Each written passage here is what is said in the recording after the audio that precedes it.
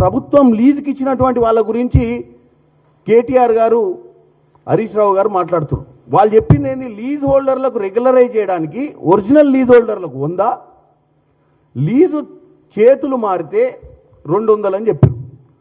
So original lease, అసలు lease holder ఒకరికి lease ఇచ్చిన తర్వాత ఆ లీజు వేరే వాళ్ళకి ట్రాన్స్ఫర్ చేయడానికి ఆ లీజ్ హోల్డర్కి అధికారమే ఉండదు.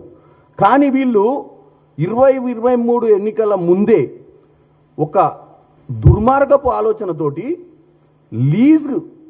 లీజ్ ఉన్న వాళ్ళను మనం ఫ్రీ హోల్డర్ చేసి వాళ్ళ మీద 100% వేస్తా అని చెప్పింది వాళ్ళు.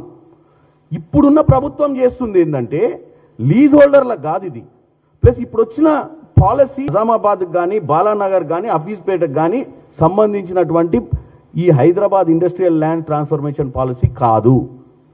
ఇది కేవలం ఎవరికైతే ఇండస్ట్రీస్ ల్యాండ్స్ గతంలో కొనుక్కున్నారో, అంటే ఆల్రెడీ 30% ఎవరి మీదనో 50% వేద్దామని అయితే ప్రభుత్వం ఆలోచిస్తుందో ఎస్ఆర్ఓ రేటు మీద కన్వర్షన్ కోసము. ఎందుకంటే ఇవన్నీ మల్టీ జోన్, ఇవన్నీ కూడా రింగ్ రోడ్ లోపల ఉన్నటువంటి ఇండస్ట్రియల్ క్యారిడార్సు.